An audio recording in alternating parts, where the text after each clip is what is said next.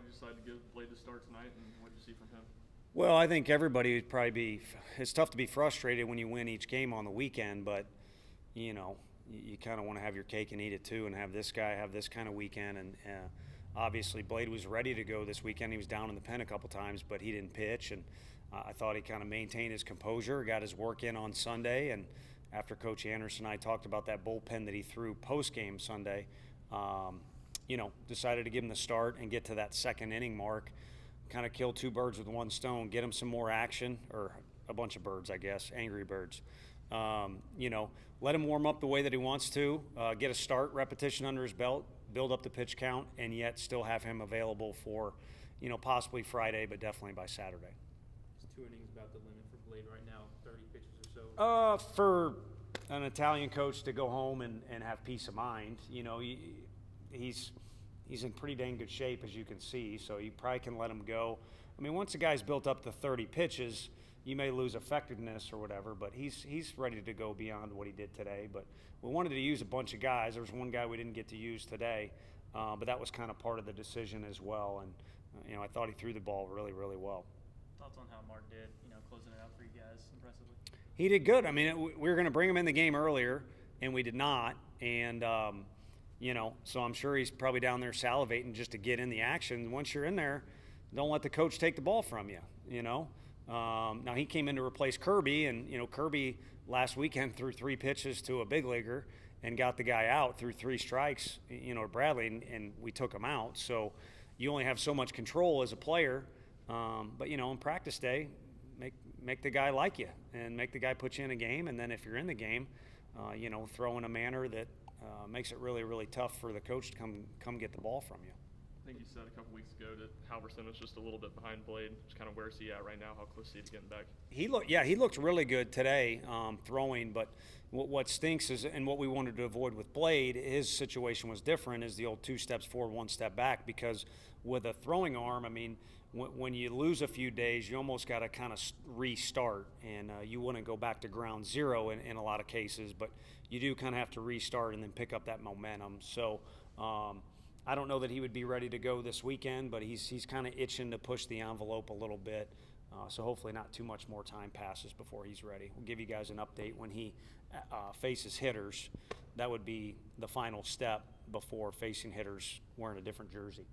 Letting Joyce go to tonight, and obviously he used that off speed pretty well. Just what do you see from him? Yeah, we wanted to give him an opportunity to pitch.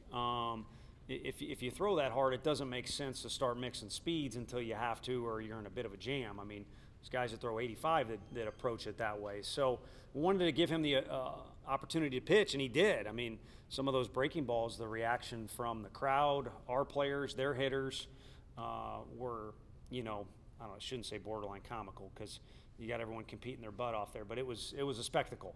Let's put it that way. So the changeup and the breaking ball are there. It's just a matter of him getting repetitions. So, but I think we're at a point where, Ben Joyce could start for us. I don't know that he could go past 5 innings, but he could profile as a starter for us, because he's now shown he can throw 3 pitches for a strike. He can throw strikes. He can field his position. He can make adjustments.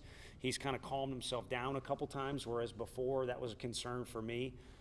So tonight was good to be able to get him out there and we could have let him go a little bit longer, but again, he's a guy you want available come weekend time.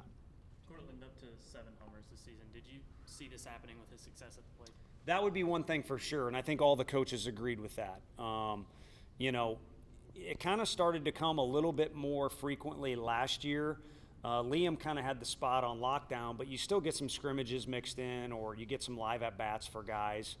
And he started to hit the batter's eye a couple times, and you just kind of saw it. And in the summer as well, Coach Anderson is closely hooked up with where he went in Hays, Kansas. So we followed that deal pretty close, and you knew that component was going to be there. A couple others, I shouldn't say, have been a pleasant surprise, but all of his at-bats have been competitive. He's also been an on-base percentage guy for us, but we kind of knew he'd be able to drive the ball a little bit this year. And he's even had a couple days where the park doesn't play small, or whatever you want to say, or on the road too, he hammered one that just went to the wall. So I think he's got a break coming to him on maybe a wall scraper at some point.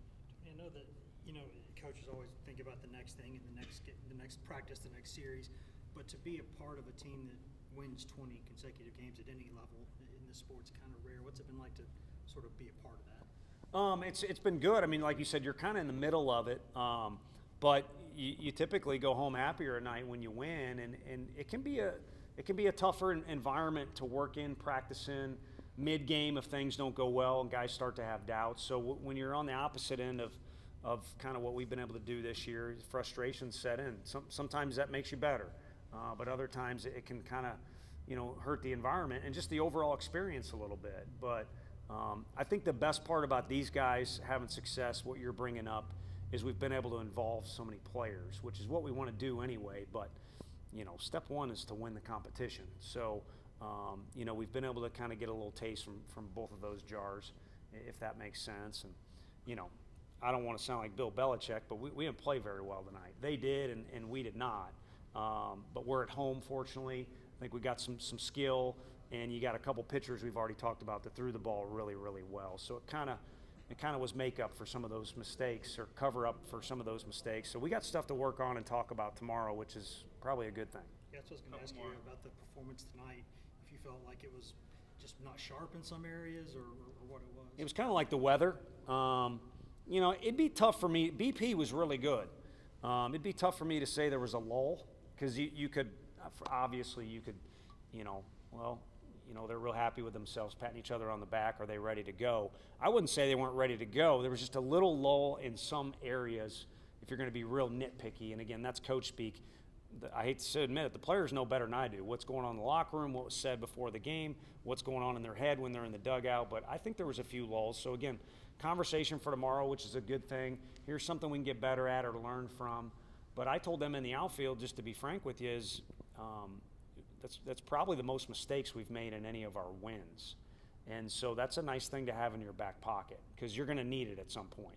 You're going to need the confidence to know if we didn't do this right or we didn't do this, we can still win the game. And you also kind of need to know how to navigate a 3-2 game, a 10-0 game, a down 7 game, or a game like tonight. Missouri's coming to town this weekend, coming off a series win against South Carolina. They played pretty good against Arkansas. What have you seen from the Missouri team this year that makes them different from last year? Yeah, well, I think last year his team, you had some turnover there.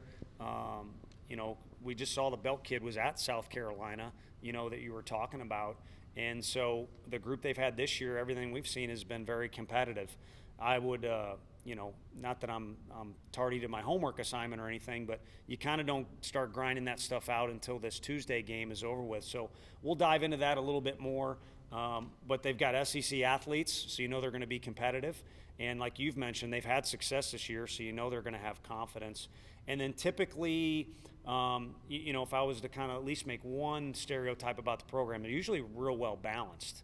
Got some guys that can sock it a little bit, guys that can bunt, guys that can run, and then you've always got good arms. That place has had good arms forever, or for quite some time. So we'll dive in deep, the next 2 days, and it's kind of nice. I told the guys we haven't had a Wednesday, Thursday practice combo for about 3 weeks because of our schedule. We're at home Wednesday and Thursday, so we'll use that to best of our advantage, and then Friday should be fun because I think it's all Vol weekend here on campus, and the people will be excited, so hopefully the boys are too.